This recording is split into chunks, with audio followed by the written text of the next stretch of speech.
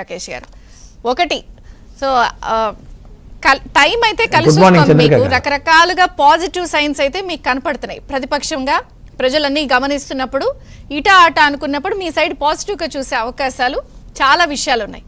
ఇప్పుడు అధికార పార్టీలో ఒక జాబితాకే బేభత్సం జరిగింది, రెండో జాబితాలో అసలు ఇప్పుడు విడుదల చేయాలా లేదా అనే టెన్షన్ ఉంది. సో ఇవన్నీ కూడా ఇంకొక రకంగా మీకు మళ్ళీ కలిసి వచ్చే అవకాశం. సో ముందుగా ఈ జాబితాలు లేదా ఈ గొడవల్ని అధికార పార్టీలు ఎలా చూస్తారు? మీరు కూడా ఏమైనా మార్పులు చేర్పులు చేస్తారా మీ దాంట్లో ఈసారి? ఇదే చంద్రిక గారు మన గతంలో మాట్లాడుకున్నట్టు ఈ ముఖ్యమంత్రి కాబోయే మాజీ ముఖ్యమంత్రి, అందులో ఎటువంటి సందేహం లేదు. ఇతను ఇంటికి వెళ్ళిపోతున్నాడని ఫస్ట్ హాఫ్లోనే డిసైడ్ అయిపోయాడు. ఫస్ట్ హాఫ్లో డిసైడ్ అయిపోయిన తర్వాత ఇతను ఏం నిర్ణయం తీసుకున్నాడంటే, ఏదో సినిమాలో డైలాగ్ ఉన్నట్టు రాజబిడ్డ ఊరికే వెళ్ళడు 10 మందిని వెంట పెట్టుకొని వెళ్తాడని, ఇతను మునిగిపోతున్నాడని తెలిసి ఇతనితో నడిచిన ప్రతి ఒక్కళ్ళ రాజకీయ జీవితాన్ని సర్వనాశనం చేయాలన్న ఒక ఉద్దేశంతో వాళ్ళ పార్టీలో నాయకుల భవిష్యత్తు అందరినీ మల్లగొల్లాలు చేసి కన్ఫ్యూజ్లో పెట్టేశాడు. అసలు ఈ ముఖ్యమంత్రి తీసుకున్న నిర్ణయాలు ఏమున్నాయండి? ఫస్ట్ హాఫ్లో చూసినా సెకండ్ హాఫ్లో చూసినా మంత్రివర్గ మార్పులు చూసినా నియోజకవర్గ మార్పులు చూసినా నియోజకవర్గాల్లో వారికంటూ ఏదైనా సమన్వయకర్తను నిర్వహించి వారిని ఏ పూట కాపూట పైనుంచి తీసుకున్న నిర్ణయాలని కింద అమలుపరచమన్నారు తప్ప నిన్న ఆళ్ల రామకృష్ణారెడ్డి గారు చెప్పినట్టు 12 పైసలు కూడా ఒక నియోజకవర్గానికి ఇవ్వని పరిస్థితి. ఏమడిగినా బటన్ నొక్కుతున్నారని మాత్రమే చెప్తున్నాడు. బటన్ నొక్కేదేమో ఈయన, మంచి వచ్చేదేమో మంచి చెడు వచ్చేది డిసైడ్ చేసేదేమో ఎమ్మెల్యే క్యాండిడేట్లని అభూత కల్పన చేస్తున్నాడు. ఎమ్మెల్యే జీవితాలు ఈ రోజు సర్వనాశనం చేసిన వ్యక్తి జగన్మోహన్ రెడ్డి. ప్రజలకు ఏదైతే సమస్యలు ఉన్నాయో ప్రజల సమస్యలను తీర్చడానికి ఈ రోజు వాళ్ళు లేరు. కేవలం జగన్మోహన్ రెడ్డి అండ్ కంపెనీ జేబులు నింపుకోవడానికి మట్టుకే ముందుకెళ్ళాడు కాబట్టి ఈ రోజు అది జరుగుతూ ఉంది.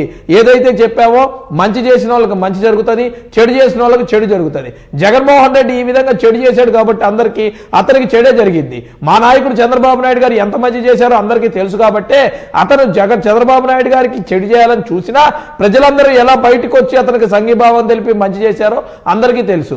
ఇక సీట్లు పొత్తులు ఈ విషయాలు అంటారా, గెలవటానికో ఇంకొక అంశానికో కాదు, మనం బలంగా ఉన్నామని మరింత జనాలకి తెలియజేసేలాగా మరొకసారి జగన్మోహన్ రెడ్డి లాంటి వ్యక్తిని ఏ కోసైనా కూడా ఛాన్స్ తీసుకోవటానికి ఉండకూడదు కాబట్టే అవన్నీ నిర్ణయాలు తీసుకుంటాయి. జగన్మోహన్ రెడ్డి లాగా ఒంటెద్దు పోగడాలు మా దగ్గర ఉండవు. దానికంటూ ఒక సిస్టమ్ ఉంది. గత ఎలక్షన్స్ నుంచి కూడా చూపించాం. పోలిట్ బ్యూరో సభ్యులు ఉంటారు, టీం సభ్యులు ఉంటారు, మేనిఫెస్టోకి సపరేట్ కమిటీ ఉంటుంది, రెండు పార్టీలు సమన్వయం చేసుకోవడానికి వివిధ కమిటీలు ఉంటాయి. ఇవన్నీ కూడా చర్చించుకొని ఒక మంచి నిర్ణయం సరైన టైంలో సరైన ప్లేస్ దాన్ని బట్టి మేము ముందుకెళ్తాం. అంతేగాని జగన్మోహన్ రెడ్డి లాగా ఒకటి 3 నెలల ముందే అన్ని సదురుకోవడానికో ఇట్లా చేసుకుంటున్నప్పుడు మీరు కూడా ఈ జాబితా మార్పులు చేర్పులపై ఏమైనా ముహూర్తం పెట్టుకున్నారా? లేకపోతే పాత వాళ్ళని కంటిన్యూ చేస్తారా? కొత్త వాళ్ళకి ఏమైనా ఛాన్సులు ఇస్తారా? ఇలా ఏమన్నా ఉందా? పాత కొత్త కలయికతో ముందుకు వెళ్తామండి. 40% యూత్కి సీట్లు ఇస్తామని చంద్రబాబు నాయుడు గారు గతంలోనే పబ్లిక్గా హామీ ఇచ్చారు. మహానాడు వేదికగా తీర్మానం కూడా చేయించారు లోకేష్ బాబు గారు. ఇందులో పాత కొత్త కలయిక రెండు కలవాల. ఇద్దరు సీనియారిటీలు ఇంపార్టెంట్, పార్టీకి నిలబడ్డవారు ఇంపార్టెంట్, కొత్తగా ఎవరైతే కొంతమందిని కొత్త చోట్ల అకామిడేట్ చేయాలన్నారో ఇవన్నీ కూడా ఇంపార్టెంట్. పొత్తులో భాగంగా కొన్ని త్యాగాలు కూడా చేయాల్సి వస్తాయని అధినాయకులు చెప్పారు. దాన్ని కూడా పరిణామంలోకి తీసుకొని అందరూ కూడా జాగ్రత్తగా సమన్వయం చేసుకుంటున్నారు తప్ప వాళ్ళలాగా బయటికి వెళ్ళిపోయే వాళ్ళు కాదు. ఈ రోజు వైసీపీ పార్టీలో ఉన్న వాళ్ళు ఏ ఎండకు ఆ గొడుగు పట్టే వాళ్ళే వైసీపీలో ఉన్నారు. వాళ్ళకి లేదు అంటే ఎక్కడికైనా వెళ్ళిపోతారు. కానీ తెలుగుదేశం పార్టీలో అలా లేదు. 40 సంవత్సరాల నుంచి తెలుగుదేశం పార్టీ జెండా మోసిన కార్యకర్తలే ఉంటారు. ఏదైనా అధికారం ఉన్నా ప్రతిపక్షం ఉన్నా మేము చంద్రబాబు నాయుడు గారితోనే. మా ఆలోచన ఎవరు క్యాండిడేట్ అనేది కాదు, చంద్రబాబు నాయుడు గారు ముఖ్యమంత్రి అయ్యారా లేదా, ఇదొక్కటే మా టార్గెట్.